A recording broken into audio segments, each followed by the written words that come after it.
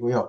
이전에 90년대에는 제가 10년 동안 정부 출연연구소인 통일연구원이라는 곳에서 10년 동안 연구를 하고 북한연구실장도 하고 그렇게 했습니다. 그리고 난 이후에 4년 동안 아세아연합신학대학으로 가서 좀 선교학 그리고 목회학 공부하고 거기서 북한 선교를 좀 가르치다가 2006년도에 서울대학교로 이동을 했습니다. 그래서 지금까지 지내고 있습니다.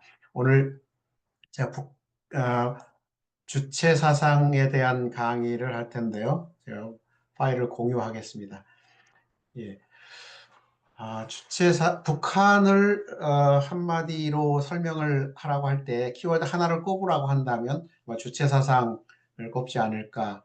그만큼 북한을 이해하는 데서 다른 많은 부분, 경제도 있고 또 군사 문제, 외교 문제, 많은 문제들이 있지만 주체 사상이 북한의 키를 이루고 있다. 이렇게 생각해도 좋을 것 같습니다. 그런 면에서 오늘 북한의 정치 사상 이해 정치 사상에 대한 기독교적 이해로 주체사상과 기독교라는 주제로 강의를 하도록 하겠습니다.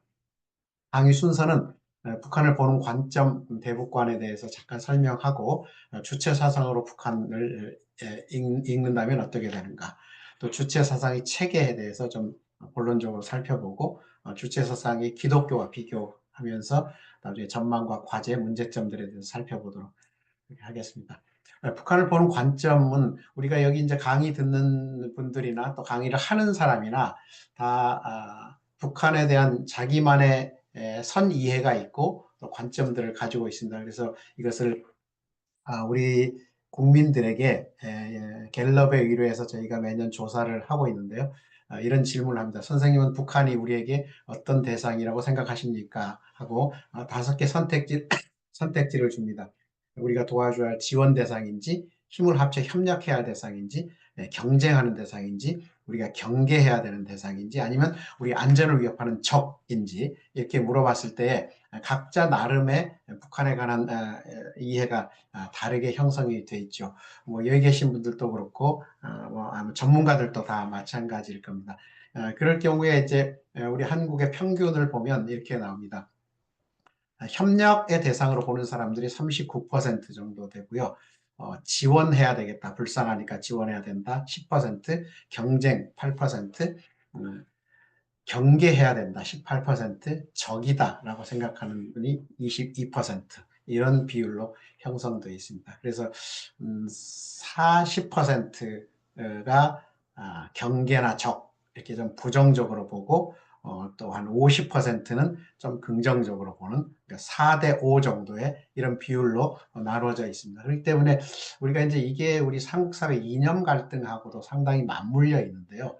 대개 이제 5대 4 정도 되는 것 같습니다. 그래서 어찌 보면 이걸 이제 이념적으로 보면 약간 진보, 보수 이렇게 좀 나눠 본다면 그 경계선은 좀 애매합니다만 우리 한국 사회에서 지금 이제 많은 논쟁이 있기 때문에 그래서 이제 약간 진보 한 50, 진보적인 어떤 관점, 그것을 뭐 이렇게 무슨 이념적으로 보기보다는 북한을 좀 이제 긍정적이고 협력적으로 보는 사람은 50%, 부정적이고 경계하면서 좀 적이다 이렇게 생각하시는 분이 40% 이런 비율로 구성되어 있기 때문에 사실 북한에 대해서 제가 주체사상을 강의한다고 해도 어려운 점이 뭔가 하면은 그러니까 주체사상을 정말 내가 객관적으로 강의를 저는 제 나름은 한다고 보는데 그것을 또 바라보는 입장들이 다르기 때문에 각자 본인들이 개인적으로 해석을 달리하고 받아들이는 관점이 다르기 때문에 이해들이 조금 다르게 전달이 되지 않을까 그런 생각을 합니다. 어쨌든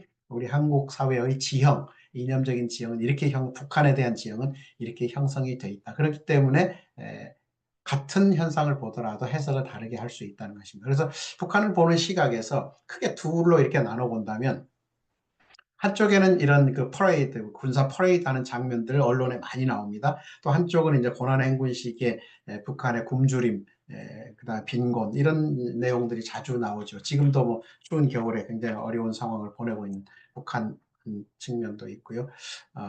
그래서 그런 맛하고 다른 한편에서는 뭐 거기도 당연히 마트나 백화점들이 당연히 있고 또 여름철 같으면 이제 밖에 나와서 이렇게 휴식하는 이런 시간들도 있는데 이런 장면들을 볼 때 오른쪽에 있는 장면은 상당히 우리에게는 굉장히 낯설고 어색한 장면이고 왼쪽에 있는 이런 핵무기나 독재나 인권이나 빈곤 이런 부분들이 거의 뭐 97, 8% 저는 각인돼 있다고 생각합니다. 그리고 사람 사는 곳이다. 거기도 역시 사람이 살고 있고 뭐 형제 자매들이 있고 친척들 다 있고 가족들이 있고 그런 곳이죠. 또 먹고 살기 위해서 여러 가지 시장도 있고 백화점도 있고 뭐 상점이 있고 다 여러 형태의 레벨의 이런 어떤 제도들이 다 있겠죠. 근데 이제 이런 것이 적어도 50대 50 정도의 그런 정도의 비율을 형성하면서 우리가 이해를 해야 될 텐데 우리가 한국 사회를 보는 것도 마찬가지지만 북한을 보는 관점, 시각도 이렇게 조금 다르다. 분명히 이건 그 북한의 현실들 한 부분들을 포착해내는 장면이기 때문에 이런 현상들은 다 같이 공존하고 있다. 이렇게 볼 수 있겠죠. 그래서 북한을 보는 관점이 이제 이론적으로도 그동안에 많은 그 학술적인 측면에서 이론들도 뭐 전체주의로 보는지 유역대 국가로 보는지 또 종교국가, 신정국가로 보는지 경제적 측면에서 발전국가로 보는지 좀 문화적 측면에서 극장국가로 보기도 하고 유교사회주의로 보기도 하는 이 다양한 관점들이 존재하고 그런 이론들마다 북한의 중요한 한 부분들을 설명하는 거죠. 그러니까 하나의 관점과 하나의 이론이 모든 것을 설명할 수 없다라는 것이죠. 한 부분의 단면에 굉장히 중요한 단면들을 소개하고 있기 때문에 우리는 좀 이렇게 열린 마음으로 다양한 이론들과 방법론들을 통해서 북한을 이해해야 되겠다는 것이죠. 그러나 뭐 시간도 제한되어 있고 또 재원도 한정이 되어 있기 때문에 뭐 이런 이론들을 다 배우거나 할 수는 없죠. 그래서 오늘은 제가 이제 주체 사상으로 본다라는 것은 저는 주체 사상을 약간 종교적 관점에서 좀 나중에 정치적이면서 종교적 관점을 설명할 텐데 그렇다면 이제 제가 2000년도에 쓴 주체사상과 기독교 종교 양식 비교라는 그런 책에서 약간 신정국가, religious state이라는 이런 관점에서 북한을 본다 이렇게 생각하시면서 강의를 들으면 좋겠습니다. 주체상으로 북한을 읽는다면 어떻게 보이는가? 우리가 이제 북한을 이해할 때 굉장히 정치적 이해로 경도돼 있고 또 군사적 측면에서 핵 문제나 이런 것도 경도돼 있고 또 어떤 면에서는 이제 시장이라든가 먹거리 이런 것에 경도돼 있는 경향이 있는데 사실 북한을 볼 때 이런 부분은 잘 못 보는 것 같아요. 예를 들면 이게 이제 김일성 김정일주의 연구실이라는 주체 사상을 학습하는 굉장히 중요한 장소인데요. 이것이 저는 북한 사회의 북한의 굉장히 중요한 어떤 그 기재라고 봅니다. 학습의 기재인데 장소이기도 하고 이런 장소가 우리 기독교인인지 잘 이해할 수 있으니까요. 예배당과 같은 건물이다. 이렇게 생각하시면 틀림이 없습니다.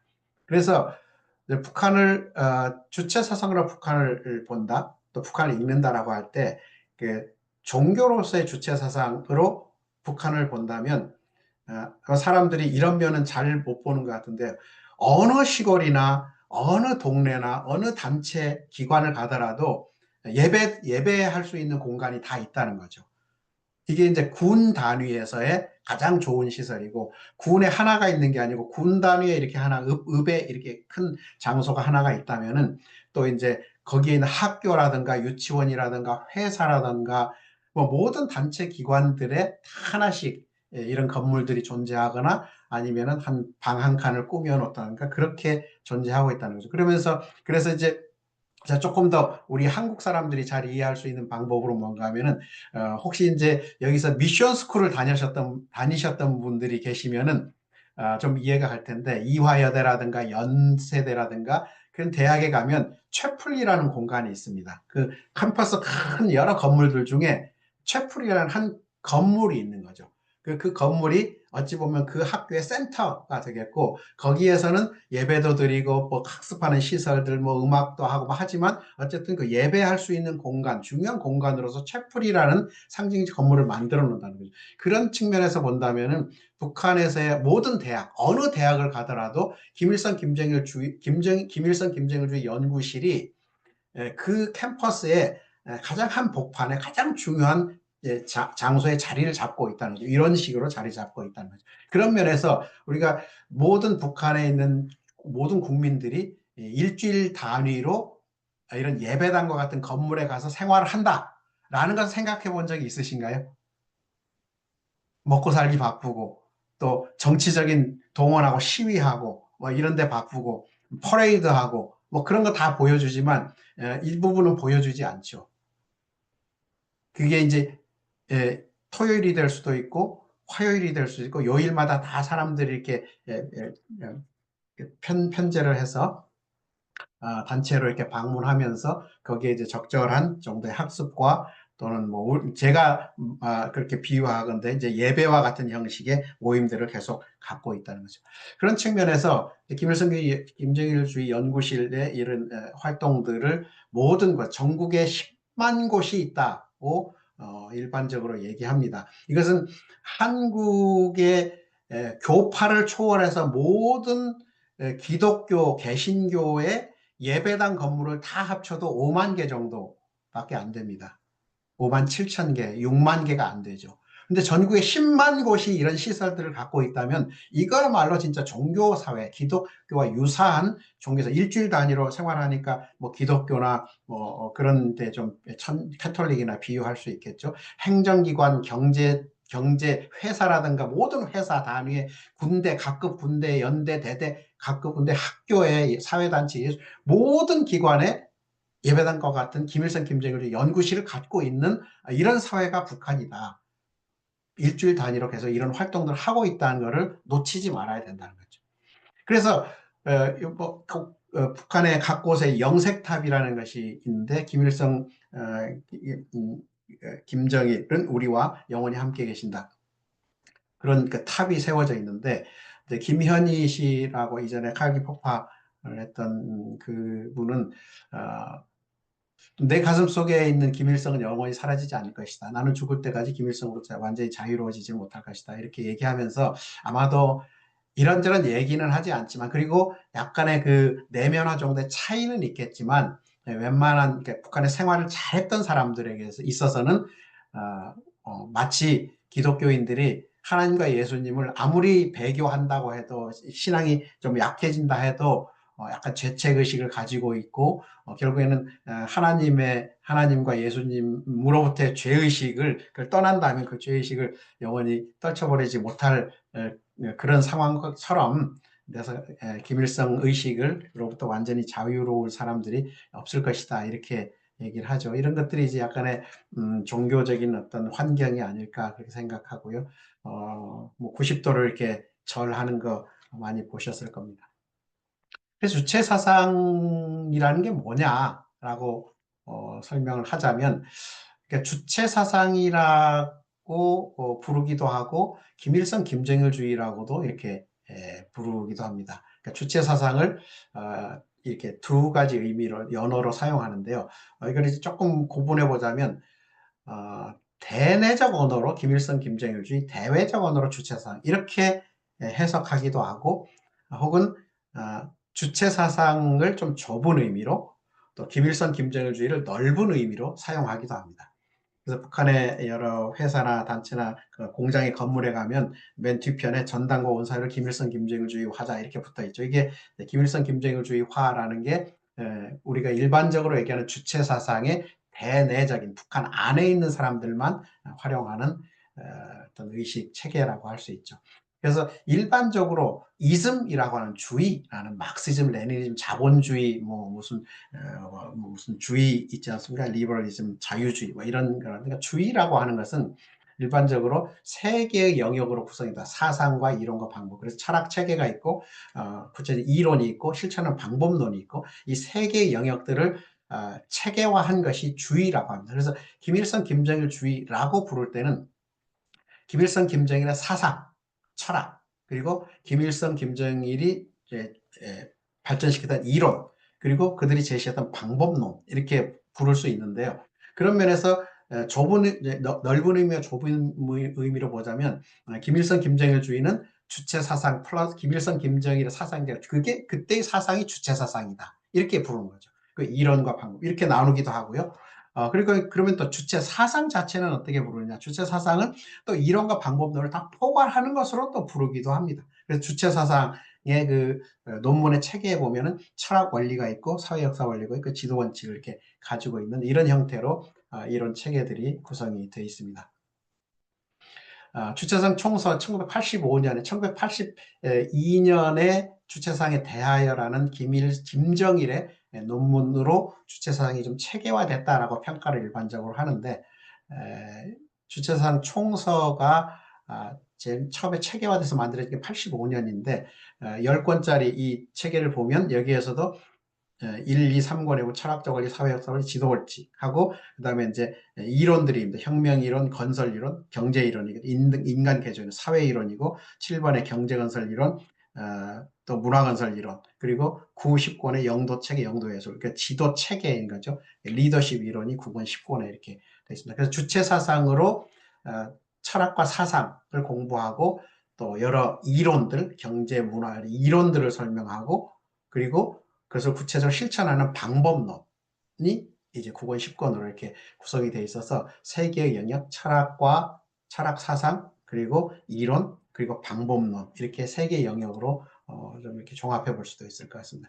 근데 주체 사상이 뭐냐라고 또 구체적으로 들어갈 때 조금 제가 계속 설명을 드리겠지만 시기적으로 계속 지속적으로 확장되어 개념이 발전해 왔기 때문에 그래서 한마디로 뭐다라고 설명하는 것은 좀 쉽지는 않습니다. 초기에는 60년대, 50년대, 60년대 전쟁이 끝난 이후에는 자립적 국가 발전 전략으로서 주체 사상을 활용했습니다. 초기에는 발전 전략으로서 주체 사상이 들어온 거죠. 그래서 주체 자주 자립 자위가 4대 정책 정강으로서 북한이 67년도에 발표했던 것이고요. 그다음에 이제 아시다시피 우리 유신이 들어왔어 유신 체계가 들어섰을 때 북한에도 수령 이론이 유일 체계가 등장하는데 같은 시기에 72년도에 그래서 헌법 개정도 같은 날 1972년 12월 27일에 헌법이 개정 남북이 동일하게 헌법이 개정되는데 그때 이제 북한에서도 독재 체제가 형성이 되는데 그것을 어떻게 주체를 정치 이 리더십에 적용할 것인가라는 것이 이제 통치 이론이죠. 그래서 발전시킨 것이 수령론이라는 것이 이제 발전이 됐고요.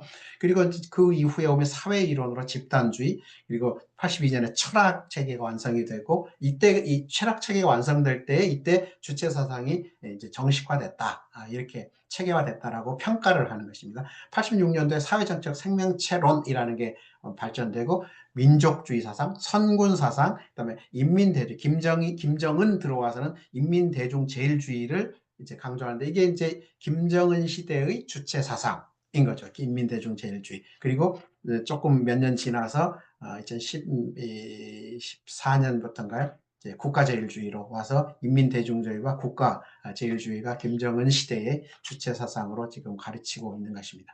그러면 이제 철학과 이론과 방법론을 잠깐만 설명을 드리면 주체 사상을 구성하는 핵심은 철학으로부터 시작합니다.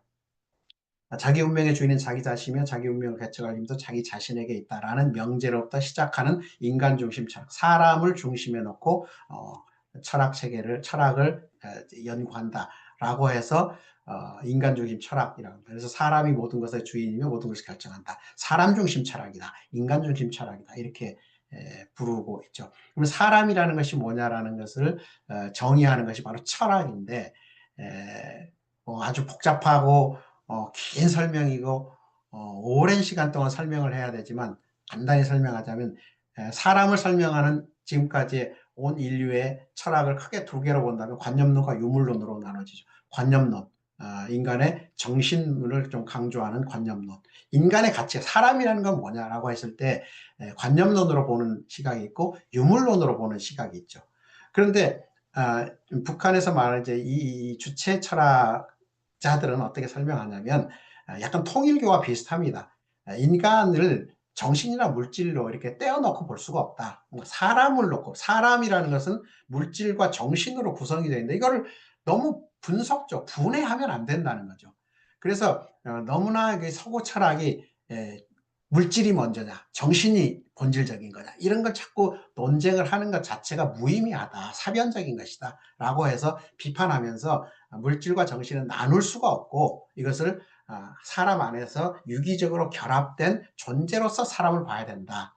그래서 사람은 물질과 정신을 가지고 있고 그것은 물질과 정신을 가지고 있는 이 사람은 홀로 존재하는, 개인이 존재하는 게 아니고 네, 군중으로 존재하는 거죠. 여러 사람들 중에 존재하는 거죠. 이것도 이제 인류를 거슬러 올라가 보면 사실 한 사람의 뭐 우리가 기독교적으로도 볼 때도 한 사람이 존재했던 시기는 아마 잠깐일 테고 남녀가 존재해야 생산을 하지 않습니까? 그러니까 적어도 사람이라고 할 때는 최소 두 사람인 거죠. 그러니까 사회적 존재로서의 사람이라고 보는 거죠. 혼자로서 개인으로서의 사람의 가치를 따지는 않죠. 그래서 사람의 가치는 사회적 존재로서의 사람으로 보고 사람의 가치는 물질과 정신, 그래서 물질을 육체적 재부, 정신을 정신적 재부 또는 문화적 재부라고 부르면서 이 육체적 재부와 문화적 재부를 결합한 것이 이제 사회적 재부다, 이렇게 사람이 가지는 사회적 재부다라고 설명하면서 바로 이제 이론들을 전개합니다. 그래서 어쨌든 사람을 가장 중심에 놓고 본다. 그런데 물질과 정신을 뭐 동시에 강조한다고 하지만 그리고 결합하기 때문에 정신도 굉장히 강조하는 면이 있긴 하지만 기본적 철학적 관점은 유물론에서 유물론의 토대를 두고 설명을 한다는 것이죠. 사람의 정신적인 작용을 중시는 하지만 그 정신적인 작용이 무슨 뭐 영적인 차원 이런 것보다는 이 유물론자들이 생각하는 뇌의 작용이라고만 보는 거죠. 그런 점에서 정신을 강조하고 중시하긴 하지만 유물론적인 관점에서 기본적으로 본다라는 것이고요. 그래서 어찌 보면 우리식으로 표현하자면 주체사상을 좀 이렇게 can do spirit, 할 수 있다, 이런 정신적 측면을 강조하는 것으로도 사용하고, 그러나 철학적으로는 유물론의 기초에서 모든 것을 사람도 설명하고 우주도 설명한다는 것입니다. 그리고 사람의 속성을 뭐 자주성, 창조성, 의식성을 가진 존재다. 이것은 그냥 명제로서 그냥 설명하는 겁니다. 사람은 자주성을 추구하는 어떤 특성들이 있고 창조적인 어떤 행동들을 하려고 하고 또 의식을 굉장히 중요하게 보는 속성들이 있다라고 하는 것이죠. 이건 그냥 명제로서 주장하는 것입니다. 그래서 사회의 역사, 그러니까 사람이 집단을 이루어서 시간이 흐르면 그 역사가 되지 않습니까? 사회 역사 원리도 자주성, 창조성, 의식성을 지향하는 투쟁의 역사라고 보고 그때 그 중심 단위는 아까 사람이라고 했다면 이제 이것은 모여진 인민 대중이 사회 역사의 주체다. 그리고 이런 운동에서 창조적 역할을 수행하는 것이 결정적인 사상 의식이다. 뭐 이렇게 설명을 하고 지도 원칙에서는 이 자주성, 창조성, 의식성을 어떻게 구체적으로 구현할 것인가라는 이런 측면에서 많은 교육들을 하고 있습니다. 이 하나하나를 설명하자면 굉장히 재미있기도 하고 굉장히 하나하나 굉장히 중요하고 아주 북한에서 아주 집중적으로 교육하는 것이기 때문에 매우 중요하지만 우리가 이걸 다 배운다는 것은 1시간 내로 하기는 어렵기 때문에 이런 구체적인 지도 원칙이다. 그러니까 다시 말하면 우리가 신앙생활을 할 때에 아무리 말씀을 들어도 구체적으로 실천 방법을 가르쳐 주지 않으면 도루묵이라는 거예요. 그래서 뭐 철학적으로 뭐 인간이 어떻다 아무리 설명해도 그건 필요가 없고 그거는 이제 교육 과정에서 설명하는 것이지 일반 국민들에게 있어서는 어떻게 구체적으로 실천할까 지도 방법을 알려주면 그걸로 끝인 거예요. 그래서 일반 사람들은 주체사상이 뭔지 잘 모릅니다. 그냥 무조건 이렇게 행동으로 가서 사상 개조 우선, 정치 활동 우선 그런 게 뭐냐면은 사상 개조 우선이라는 것은 의식성을 강조하기 위해서 교육을 시키는 거예요. 뭐든지 자기가 지도할 때 사람의 교육을 시켜야 되고, 그다음에 정치 활동 우선이라는 것은 조직으로 활동해야 된다. 개별적으로 흩어두면 안 된다. 모여야 된다는 게 계속 집단으로 묶어둬야만 정신적으로 해이지지 않는다라는 거죠. 그래서 이런 원칙들을 계속 견지하면 지도 원칙들만 이 실생활에서는 견지하면 주체 사상을 잃어버리지 않는다. 이렇게 생각을 하는 것입니다. 그래서 오히려 뭐 교육을 많이 하는 것보다 이 지도 원칙, 지도 원리를 계속 집중적으로 실천하도록 계속 요구하는 것이 이제 북한의 학습 방법이기도 합니다.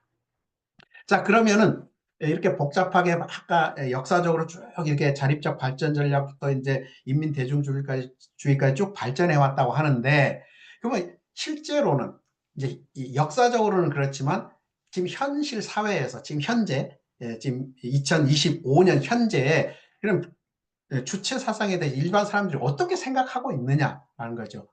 뭐가 진짜 주체 사상이냐라고 했을 때 이게 발전 전략이 진짜 강력하게 지금 작동하는 그게 주체 사상인지 아니면 통치 이론인지 철학인지 민족주의인지 선군 사상인지 인민대중제일주의 우리국가제일주의 이런 것인지 이를 이제 경험적으로 따져보면 이것도 뭐 쉬운 일은 아닙니다. 또 뭐 학자마다 다 다르고 그러긴 하는데 일반적으로는 크게 두 개로 이렇게 구분할 수가 있어요. 하나는 뭐냐면 주체 사상이 뭐냐라고 했을 때 어느 한 부류에서는 수령론이다. 김일성, 김정일을 무조건적으로 숭배하고 따르는 그러니까 정치 이론이다. 라고 생각하는 사람이 한 부류가 있고 또 한 부류는 아니다. 그거는 그냥 정치 이론이고 뭐 수령론 그런 거지. 주체 사상이라는 것은 주체 철학이 중심이 돼가지고 인간 중심의 사상, 이 철학 체계고 세계관이다. 이게 이게 진짜 주체 사상이다라고 주장하는 그룹이 있어요. 북한 안에서도 마찬가지고 생각의 차이들이 약간은 있어요. 그래서 황장엽 씨 같은 경우는 두 번째를 주장하는 거예요. 주체 사상이라는 것은 자기가 만든 주체 철학이지 이게 뭐 수령론 그것은 주체 이 사상을 정치적으로 왜곡시켜 가지고 국회에서 지금 수령론이라는 걸 만든 것이고 뭔가 활용해가는 그 리더십 이론 그런 것이지 이게 진짜 주체 사상은 아니다. 사람들이 잘못 알고 있다. 이렇게 주장하면서 이제 이론을 펴나가기 때문에 진짜 이 수령론, 아까 말한 수령론, 아까 우리 유신 체계처럼 유일 영도 체계, 한 사람이 수령이 모든 집단을 통제하면서 모든 그 하부 단위는 수령에 절대 복종하는 그 리더십 체계, 수령 절대주의 리더십 체계가 주체 사상이냐, 철학이냐를 이제 그를 다투고 있고 북한 안에서도 실제로 아까 말씀드린 발전 전략부터 해서 국가 제일주의까지 다 공부를 하기 때문에 뭐 어떤 쪽으로 얘기해도 틀림이 없다라고 생각하고 세대마다 과거에 그 9세대 우리 같으면 이제 기성세대는 주로 주체 철학, 인간 중에 철학으로 많이 이해를 하는 반면에 새로운 세대들은 이 수령 절대주의 쪽으로 많이 경도돼 있는 그리고 그렇게 강조되고 있는 역사적으로 이렇게 달랐던 그런 실제적인 그 인식의 차이들은 존재합니다. 그리고 이제 그 수령론 쪽에서는 이제 정치 이론들을 계속 리더십 이론 이게 어찌 보면 우리 한국식으로 표현하자면은 리더십 이론을 강조하는 겁니다. 한국에서는 굉장히 리더십 이론을 다양한 영역에서 리더십이 필요하다. 리더십의 특성들이 굉장히 다양하다라고 설명하지만 북한에서는 하나만 가르칩니다. 가장 훌륭한 리더는 누구냐? 가장 훌륭한 지도자는 누구냐? 모든 아래 단위 사람들이 그 지도자에게 충성 복종하는 이런 체계를 갖추는 것. 그게 아까 말한 10권 주차장 총서의 10권 중에서 영도 체계와 영도 예수 9권 10권에 얘기하는 영도 체계 리더십 체계를 정확히 세우고 영도 기술 리더십 기술 그걸 유지하는 많은 기술들을 가르쳐야 된다. 전법들을 가르쳐야 된다라고 했습니다. 그래서 북한에서는 다원주의를 거부합니다.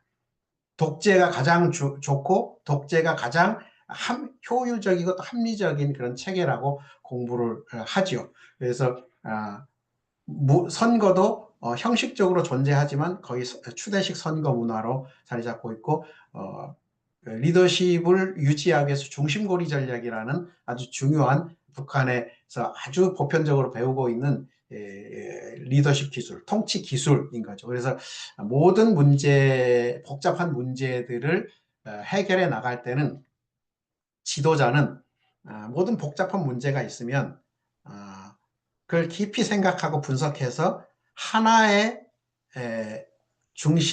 하나의 중심되는 고리를 찾아야 된다.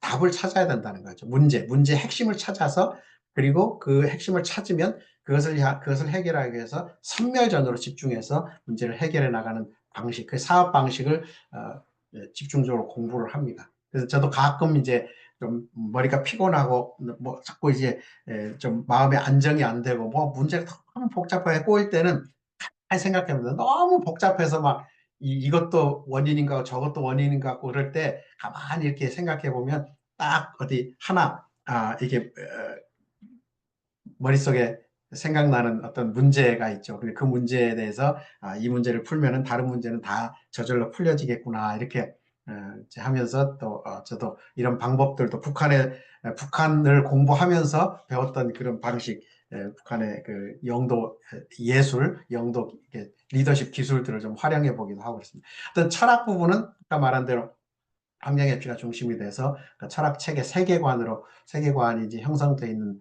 부분들이 있는데 뭐 이것도 굉장히 중요한 부분이라고 생각합니다. 자, 그러면 이런 큰 그 주체 사상이 뭐 굉장히 다양한 이론이기도 하고 사상이기도 하지만 하나는 그 수령론이라는 그 리더십 체계다. 그리고 하나는 인간주의 철학이다라고 본다면 그것이 이제 기독교와 어떤 관계가 있는지 좀 비교를 해보면 좋겠습니다. 이제 일반적으로 종교라고 하면은 뭐 기독교나 뭐 천주교나 마음의 그 회교도 이게 다 이제 종교라고 한다면 프랑스의 종교 사회학자 에밀 딜갱은 그러니까 종교가 구성될 때는 세 개의 차원들이 있다. 하나는 신념 체계가 있어야 되고 그 신념 체계를 유지하는 의식들이 있어야 돼요. 리추얼들이 있고 또 그것이 개인적으로만 하는 게 아니고 공동체로 움직이는 어떤 현상들이 있어야 된다. 이런 세 개의 차원들을 설명하는데요. 그런 측면에서 보면 북한의 그 주체 사상도 아까 말하는 이제 이런 사상의 체계, 철학이 있고 사회정책 생명체, 사회정책 생명체는 제가 설명을 좀 안 드렸지만 뭐 아실 분은 아실 것도 같은데, 그러니까 이 사회는 사회적이고 정치적인 생명체, 유기체와 같이 구성이 되어 있어서 이 전체는 그러니까 한 개인은 전체의 유지를 위해서 존재한다. 그리고 이게 생명 유기체와 같아서 뇌수가 있고 그러니까 머리가 있고 그다음에 각 이렇게 지체가 존재하지 않습니까? 그래서 그 사회정책 생명체에서 이제 유기체와 같은 사회는 유기체와 같다는 거죠. 그래서 유기체에서 가장 중요한 것은 머리다, 뇌다, 뇌수다. 그래서 뇌수가 수령이다 생각하고 또 거기에 심장은 당이다. 그리고 인민은 각 이제 신체 각 부분이다. 이런 식으로 설명을 해요. 그래서 이제 약간 사도 바울의 지체론하고 좀 비슷하기도 하고 성경에 나오는 뭐 예수님의 머리고 뭐 이런 설명들하고 좀 비슷하다 이렇게 볼 수 있는데 어쨌든 그런 이런 체계들이 있어요.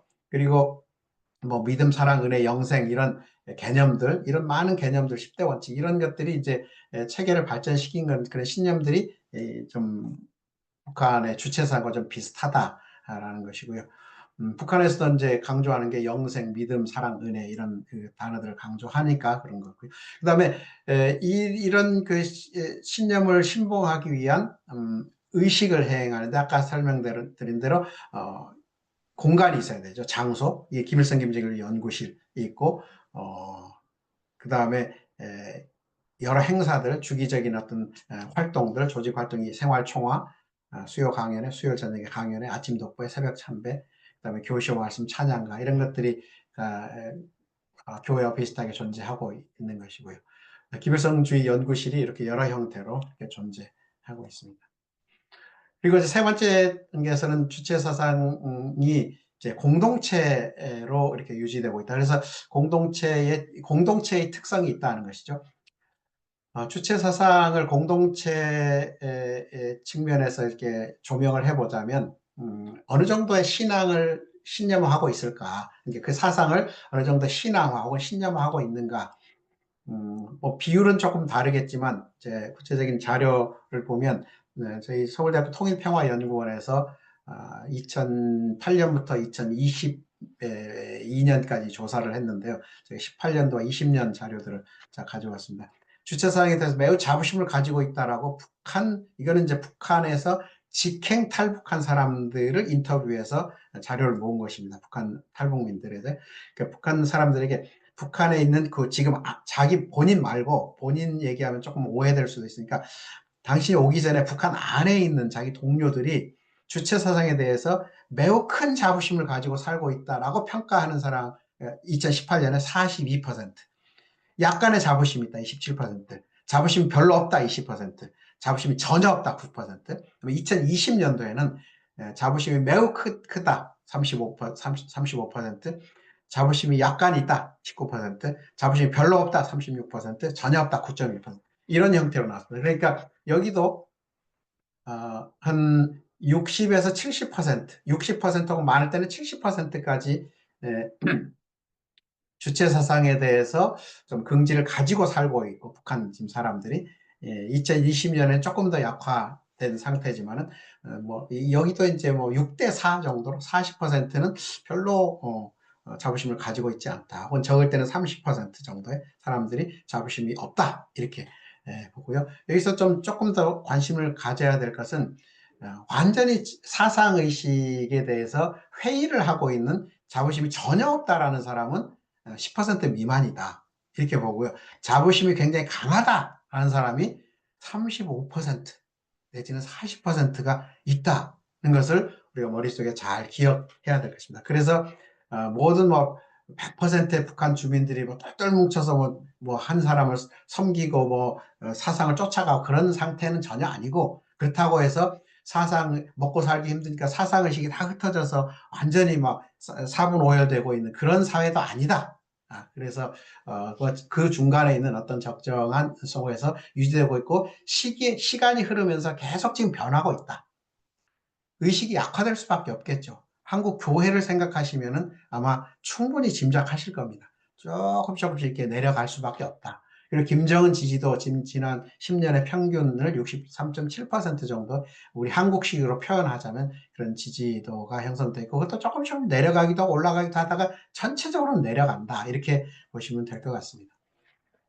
이런 그 주체사상이 기독교와 좀 유사한 형태로 변해 있고, 지금 뭐 기독교 똑같지는 않지만 당연히 같이, 기독교는 아니죠, 주체사상이. 그러나 어쨌든 여러 형태에서 기독교와 굉장히 유사하게 일주일 단위로 가고 있고, 또 종교적 공간이 형성돼 있고, 생각하는 세계관, 믿음과 사랑, 은혜, 영생, 이런 개념들, 이게 불교 개념은 아닐 테고 기독교 개념과 좀 유사한 형태로 일주일 단위로 생활한다는 이런 것들이 기독교 굉장히 유사한데, 이것은 김일성의 기독교적인 배경에서 연유할 가능성이 상당히 높다.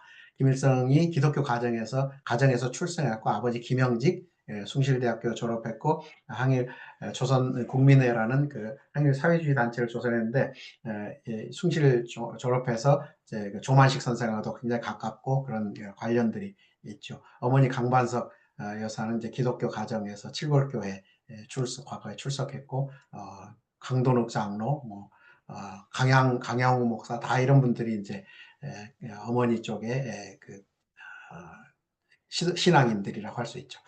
그리고 또 개인적으로 이제 손정도 목사와의 관계에서 자기 생명의 은인이라고 할 만큼 손정도 목사가 많이 도와줬고, 중학교 2학년 때는 중학교 즈음에 이제 손정도 목사님, 길림에 있는 손정도 목사님 교회에서 살았어요. 오갈 데 없어가지고 아버지 돌아가시고는 손정도 목사님 그 교회에 가서 이 손원태 박사나 이런 사람들, 그 자녀들과 함께 같이 살았는데, 교회 증언에 보면은 교회 헛간을 개조해가지고 거기서 이제 기거하고 밥은 같이 먹고 이런 식으로 해서 살았기 때문에 거의 이제 교회에서 살았다시피 한 거죠. 그래서 중학교 2학년 때 학생 선거 지휘도 하고 주일학교 교사도 하고 하면서 이렇게 교회 생활을 열심히 했던 사람이기 때문에 일반적으로 학습돼 있는 것들이 이제 기독교적인 사고가 굉장히 강하다. 그리고 그 당시에 요즘과는 달리 그렇게 100여 년 전쯤 되는 그 시기에 날씨도 춥고 뭐 공부할 수 있는 환경도 아니고요. 학습할 수 있는 환경이 아니기 때문에 교회에서 배웠던, 주일학교에서 배웠던 이런 학습이, 성경 지식이 김일성의 거의 전부이지 않았을까, 그렇게도 추측을 해봅니다. 해방 후에 그래서 이제 기독교의 조직적인 저항에 직면하면서 기독교에 비판하고 이제 대립하고 하면서 이제 기독교와 감정들이 좀 좋지 않게 됐죠. 그래서 이제 이런 과정 속에 광야홍 목사도 뭐 82년까지 부주석도 하고 그런 기독교적인 그 관련된 분들이 북한 사회 곳곳에 있으면서 북한 사회가 여러 면에서 기독교와 조금 더 신앙적인 측면보다 이렇게 종교의 어떤 형식적인 측면에서 상당히 유사한 형태로 변화돼 갔다, 변화해 왔다 이렇게 볼 수가 있겠습니다. 봉숙회 칠골교회 건축 일화 시간 관계상 좀 생략을 해야 될 것 같습니다. 제가 시간을 얼른 전망과 과제 쪽으로 넘어가 보면, 근데 이제 북한이 지금 현재 당면하고 있는 게 한편으로는 주체 사상으로 상당히 이제 체제를 지탱하고 유지하는 측면이 있으면서 또 다른 한 면으로는 주체 사상의 폐단이 굉장히 크게 나타납니다. 그것은 주체를 강조하면서 어떤 혁신하고 개혁하는 이런 면에서는 주체성이 강조되는 건 좋은데, 이제 시간이 굉장히 오래되면서 극단적인 폐쇄 체제가 강화되면서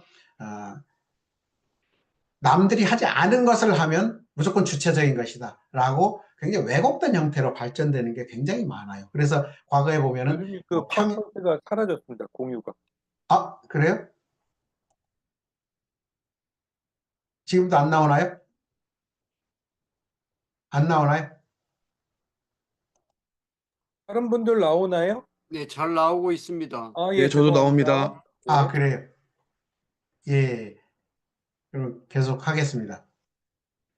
그래서 뭐 예를 들어 주체의 평양 시간 같은 것도 우리 30분 시간을 이 세계 룰에 따르지 않고 15도에 1시간씩 이렇게 하는 거 따르지 않고 30분을 쪼개 가지고 우리가 특별한 시간을 평양 시간을 만들어서 뭐 지금이 뭐 8시 30분 아니면 자기는 7시 뭐 45분이다 이런 식으로 해서 더 새로운 것을 추구한다 이런 것은 사실 굉장히 쓸데없는 일이죠. 비효율적이고 극단적인 폐쇄 체제가 북한에서 그런 현상들이 나타나서 지금 그 김정은이 들어온 이후에 이 부분이 이제 문제가 돼서 김정은의 지금 슬로건이 정치 슬로건이 새로운 혁신, 대담한 창조, 부단한 전진 이런 거 슬로건을 걸어놓고 지금 이런 부분, 그 경직된 부분, 왜곡된 부분을 지금 혁신하기 위해서 협박하기 위해서 굉장히 내부적인 노력은 많이 하고 있습니다.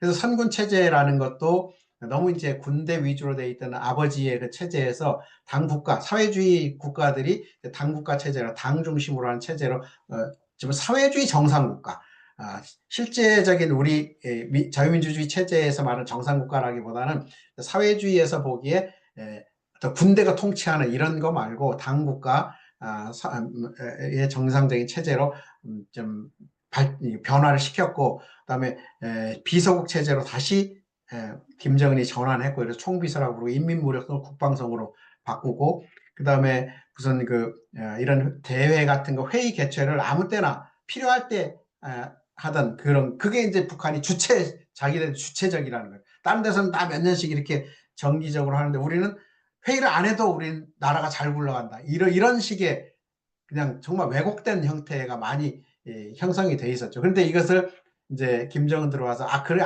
그렇게 하면 안 된다. 이게 국제적인 규범이나 일반적 규범을 따라가야 돼. 당대회도 5년에 한 번씩 꼬박꼬박 개최해야 된다. 이렇게 이런 것들이 이제 김정은 체제 들어와서 그동안에 왜곡된 주체의 그 관행들을 개혁하는 이런 변화들을 지금 보이지 않게 많이 진행을 하고 있습니다. 근데 이 부분에 대해서 사실 또 사람들이 관심이 별로 없어요. 그러니까 그래서 불량국가인 것에 대해서 좀 정상국가로 가기를 열망하고 실제로 더디게 가지만 어쨌든 정상국가로 가기 위한 노력들을 하고 있고, 그 중에 하나가 이제 또 인터내셔널레라는 노래가 있는데요. 이 음악은 북한만 빼고 모든 사회주의 국가들이 다 부르는 그런 사회주의 애국가라고 할 수 있습니다. 이것을 북한에서 안 부르다가 김정은 들어와서 지금 이제 7차 당대회부터 지금 계속 부르고 있고요. 지금 뭐 최고인민회의 같은 데서도 끝나고 나면 이제 행사곡으로 부르고 있고. 그런데 이걸 부르면서 다른 사회주의 국가들과 다 교류하고 또 연대할 수 있다는 것을 계속 느끼는 거죠.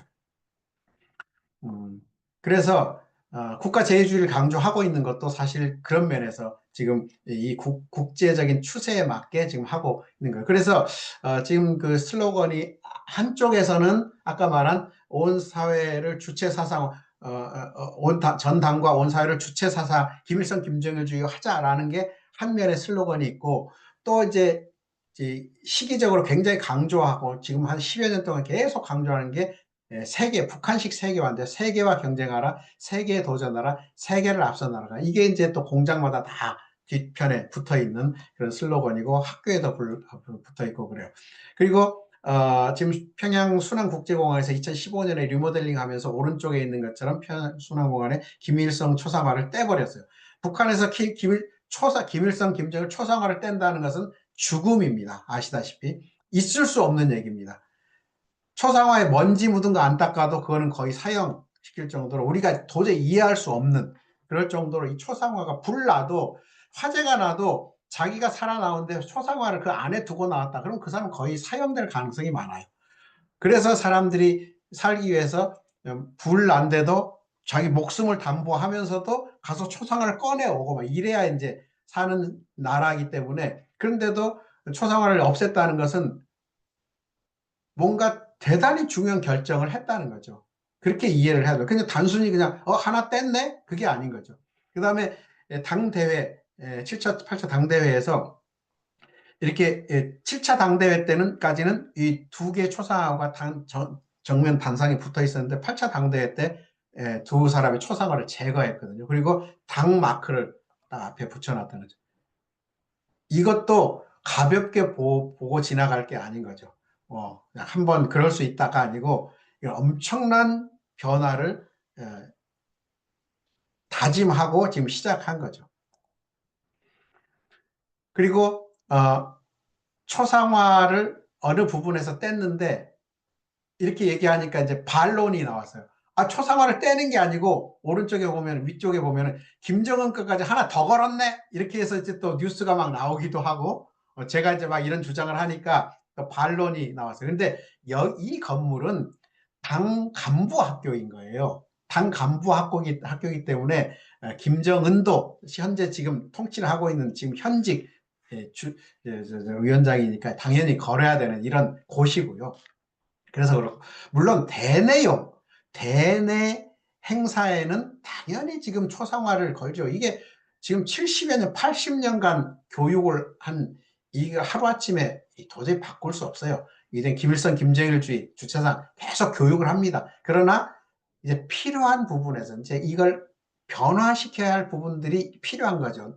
계속 이런 상태로만 가다가는 북한이 도태되고, 세계에서 도태되기 때문에 이 부분에 대해서 좀 각성하면서 초상화를 어떻게든지 지금 이제 제거해 보려고 하는 필요한 부분에서, 그러니까 국제 교류하는 과정에서 필요한 거죠. 그래서 과거에 없었던 막스, 여기 보면은 이 건물에 김정은도 붙었지만 막스 레닌 사진을 여기다 붙였다는 것은 정말 이건 또 대단한 일이죠. 그리고 작년 11월 달인가 언제 주체연호를 사용을 중단했죠. 주체연호라는 것은 김일성이 태어난 해를 1년으로 해가지고 1912년을 1년으로 해서 올해 같으면 2025년이면 주체 114년인가 114년인가 그렇죠? 116년인가 아무튼 그렇게 되는데, 그런 표현들을 이제 주체 연호를 중단했다는 거죠. 그런데 이 얘기가 사실 이제 한국의 뉴스에는 어떻게 나오는가 하면은 주체 연호, 김일성의 태어난 해를 1년으로 하니까 이제 언론에서는 어떻게 나오냐면 선대 지우기, 김정은 정권 강화, 이렇게 해석을 합니다. 여기 계신 분도 들으면서 그런 뉴스에 그럴 것 같다. 이게 이제 우리의 프레임 속에 들어와 있는, 우리의 교육 프레임 속에 들어와 있는 거죠.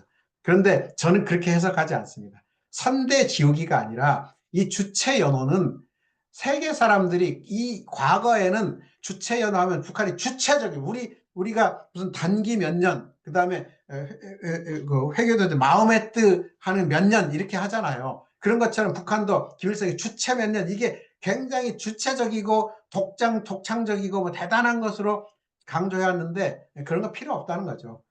세계 2025년 이렇게 쓰는 것이 국제적으로 통용되고 모든 세계가 그렇게 하고 있는데 북한만 계속 우물안 개구리처럼 그렇게 해서 안 된다라는 어떤 저희가 볼 때는 새로운 혁신 차원에서 이런 변화들을 일으키고 있다. 저 그 쭉 맥락, 인터내셔널레를 도입하고 이런 맥락에서 보면은 분명히 그런 흐름들이 있거든요. 그래서 그런 각도에서 주체 연호를 중단했고, 그래서 자 초상화 부분도 앞으로 제가 이렇게 예견해 보는데요.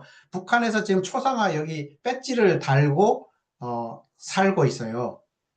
여기 가슴에도 차고. 그런데 지금은 해외에 나오는 북한의 모든 사람들, 또 공무원이나 노동자나 모든 사람들이 여기 초상화 배지를 달고 나옵니다. 그런데 앞으로는 제가 예측하기로는 앞으로는 초상화를 달고 나오지 않고 아마도 순차적으로 하겠죠. 국제회의라든가 아니면 점차적으로 필요한 것부터 해서 북한 국기를 달고 나오리라고 생각합니다. 북한 국기로 바뀔 거라고 생각해요. 근데 그런 식으로 약간씩 북한의 변화가 너무너무 힘들어요. 왜곡된 그런 체제를 80년의 관행들이 아주 차곡차곡 쌓여서 굉장히 경직되어 있기 때문에 이 부분을 어느 누가 나와도 고칠 수 없고 그 구조를 바꿀 수 없고요. 그러나 필요한 부분에서 지금 이런 변화들을 가고 있다. 그래서 오히려 이제 저는 북한의 이 문제가 너무 폐쇄 사회에서 형성되어 있는 것이기 때문에 북한의 정책, 앞으로의 북한 체제를 바라보고 또 특히 주체 사상이라는 관점에서 볼 때에 좀 국제화할 필요가 있다. 국제적으로 교류할 필요가 있다. 그래서 북한 사람들이, 저도 북한 학자들을 매 2년마다 실제로 북한 학자들하고 토론도 하고 제가 발표도 하고 뭐 긴밀하게 소통을 하면서 지금까지 지내왔지만 북한 사람들이 밖에 나와서는 김일성, 김정일주의라고 안 합니다. 한마디도 안 합니다. 왜냐하면 김일성, 김정일, 막스 레닌주의도 뭐 세계에서 얘기하는 사람이 없는데 김일성, 김정일 좀 웃음거리밖에 안 되기 때문에 그냥 주체 사상이라고 합니다. 주체 사상 뭐 사상 뭐 공부하는 거 괜찮다 하니까 주체 사상이라고 하죠. 그래서 이 주체 사상에 대한 고민들을 굉장히 이렇게 북한 사람도 자체적으로 많아요. 배지 달고 나오는 것에 대해서도 굉장히 좀 부담스러워하고 그렇죠. 그러니까 그런 부분을 이제 어떻게 국제 사회와 소통하며 교류할 것인가. 그래서 국제 사회와 소통하고 교류하면서 주체 사상도 좀 바뀌어가야 되고 그 주체 사상에 여러 정책화되어 있는 것들 또 극단적으로 왜곡되어 있던 부분들은 많이 바뀌어져야 된다. 이제 그런 생각을 저는 갖고 있습니다. 그래서 수령론, 아까 이제 주체상을 수령론과 인간 중립 철학이라고 두 큰 줄기라고 본다면은 수령론은 뭐 거의 우리 사회에서 이제 앞으로 그 북한에서는 굉장히 중요한 이론으로 주장하고 있지만 그건 비민주적 권위주의 독재 이론이기 때문에 한국에서 민주주의 의식이 발전하면 발전할수록 수령론은 거의 소멸될 것이다라고 봅니다. 그런데 자 최근에 지금 이제 그 코로나가 계속 있고 또 세계 전체가 지금 약간 그 극단주의로 이렇게 가면서 나타나는 현상이 민주화가 되면서 민주화가 계속 이렇게 확장될 줄 알았는데 각국마다 굉장히 독재적인 이런 권위주의 체제들이 극단주의 형태로 막 나타나는 경향들이 지금 형성되고 있지 않습니까? 뭐 보시는 관점들이 조금씩 다를 수 있겠는데 미국도 아무튼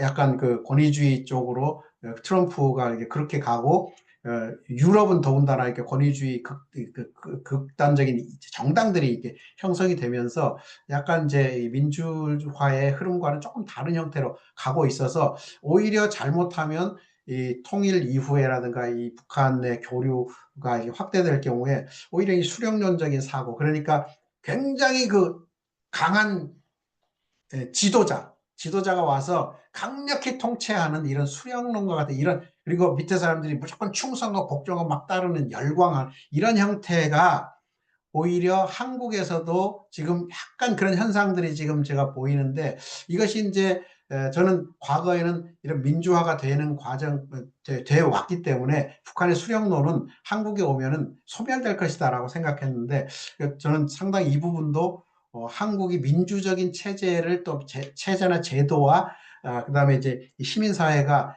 굉장히 민주사회로 확산되어 있지 않으면 그 통일 과정에서 상당히 어려움을 겪겠다 이런 생각도 듭니다. 그래서 저는 이 부분은 좀 사실 권위주의는 이제 폐기될 것이다 이렇게 생각한 측면에서 좀 많이 생각을 안 하고 오히려 저는 더 문제라고 생각되는 게 인정 철학 세계인데요. 이 철학 세계는 우리가 어떤 배척하거나 또는 이렇게 변화시키기 참 쉽지는 않을 것 같아요. 왜냐하면 이것은 인간 중심 철학이 한국의 이제 여러 철학이라든가 또 우리 신앙과 이런 것과 경쟁하면서 지금 한국 이제 통일 과정에서 보면은 이게 뭐 비난하고 거부하는 것보다는 약간 경쟁하는 형태로 남아있지 않겠나 그런 생각을 합니다. 제가 방금 좀 설명드렸지만 약간 그 종교적인 가치, 공동체 가치가 좀 강조되면서도 수령론에 압도되기 때문에 약간 이런 부분이 좀 문제가 될 수 있을 것 같고 또 도덕 윤리 측면에서 뭐 사랑과 믿음, 기독교적인 이런 형식들을 좀 모방하고 윤리를 모방하면서 좀 이렇게 생존할 수 있는 영역들이 인간 중립 철학에 좀 존재하고 있고 또 유물론과 관념론을 좀 혼합하면서 융합하면 형태로 자꾸 이렇게 강조하면서 이제 생존하려고 하는 가능성도 있다.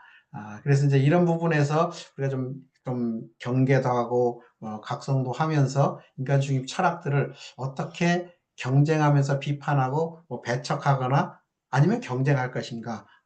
이런 부분에 대해서 고민을 많이 해야 될 거로 생각합니다. 좀 맥락이 조금 다르긴 합니다만 주체 사상 이를 지금 계속 강조하는 과정에 북한에서 제사 문화를 좀 바꿔놓았다는 점에서는 좀 긍정적으로 평가합니다. 아직도 북한에서 이 제사 문화를 뭐 완전히 뿌리 뽑았다 이렇게까지는 못하는데 한국과 비교한다면은 개신교가 그렇게 제사 문화를 바꿔놓으려고 했었으나 결국은 많이 바꿔놓지는 못했죠. 한국 사회에. 그러나 북한에서는 이런 그 사회주의 정권 들어서고 또 주체사상 교육을 통해서 제사 문화를 상당히 어찌 보면은 이게 주체사상식으로 바꿔놓은 거죠. 그래서 북한에서는 일부 이제 관습을 따라서 성묘할 때 제사도 이렇게 절도 하고 또 조상에 대해서 뭐 하는 것도 이 부분적으로 있지만 보편화되지는 않았습니다. 이 제사 드릴 때 약간 우리의 추도식, 추도 예배와 같은 그런 형태로 조상들을 제사를 지내요. 그런 식으로 바꿔놨다는 것은 어떤 좀 긍정적인 측면을 좀 볼 필요도 있지 않을까 싶고요. 황장엽 전 노동당 비서는 돌아가시면서도 주체사상으로 세계가 통일돼야 한다라고 해서 저는 황장엽 씨가 한국으로 망명하면 사람들이 주체사상 끝났다. 왜냐하면 주체사상을 만든 사람이 망명해버렸으니까 끝났다고 생각하는데 했는데 결국은 와 보니까 결국은 또 황장엽 씨가 결국은 자기가 생각하는 주체사상이 아까 말한 인간 중심 철학 이런 그 주체사상은 그걸로 세계가 통일돼야 한다라고 생각해서 오히려 이제 통일 이후에 이 인간 중심 철학이 상당히 문제시되면서 기독교 우리 신앙인들에게도 굉장히 큰 도전을 주지 않겠나 그렇게 생각합니다. 그래서 저는 김일성 김정일주의 수령론 이것은 저는 완전히 분리될 수 있다. 그리고 이것은 점차적으로 민주적인 이 사고가 커지면 이런 부분은 약화될 거라고 보는데 철학으로서의 주체 사상은 좀 쉽지는 않을 것이다. 그리고 특히 이제 그렇기 때문에 그 부분에 대해서는 우리가 유물론과 관념론이라는 이런 쪽으로 좀 비판을 해야 되지 않을까 싶고요. 왜냐하면 주체사상은 아까 말씀드린 대로 관념론, 생각을 강조하고 정신을 강조하긴 하지만 유물론적인 바탕을 두고 사람을 평가한다는 점에서 좀 비판을 해볼 필요가 있지 않겠나 싶습니다. 마지막으로 이 말씀 드리고 마칠 텐데요. 빌리 그라함이 이제 봉수교회가 설명할 때, 이 주체사항에 대해서 잘 알고 또 북한의 이 현실을 이해하는 상황 속에서 설교하실 때 마지막 마무리를 이렇게 했습니다. 우리에게는 넘어야 할 산이 있습니다. 정치적 갈등의 산, 경제적 빈부격차의 산, 사회적으로 부도덕한 이러한 산, 종교적 갈등의 산, 이러한 산들을 넘어야 합니다. 이 산들은 누가 만들었습니까? 인간이 만들었습니다. 이 산들을 극복하려면 인간의 마음을 고쳐야 합니다. 마음으로 이렇게 접근하는 것, 그리고 인간의 마음을 고치려면은 영적인 힘밖에 없습니다. 바로 그리스도 복음 안에서만 고칠 수 있습니다. 이렇게 선포하면서 거기 있는 사람이 뭐 알아들었는지 못 알아들었는지 모르지만 아멘하고 굉장히 기뻐했는데 그러니까 이런 정도의 우리가 사고를 가지고 정신 태도를 가지고 북한의 주체 사상을 이해하고 또 그것을 이제 뛰어넘어서 우리 뭐 신앙으로 준비해야 되는 부분이니까요. 그런 부분을 우리 가지고 있어야 다 그렇게 가지고 있을 거라고 생각합니다. 그러면서 이제 우리가 그 앞에 있는 주체 사상에 대한 여러 정치적인 측면, 또 철학적인 측면을 잘 이해하면서 이게 대해서 대응을 해 나가야 될 거라고 생각합니다. 예, 고맙습니다. 제 강의는 이것으로 마치도록 하겠습니다.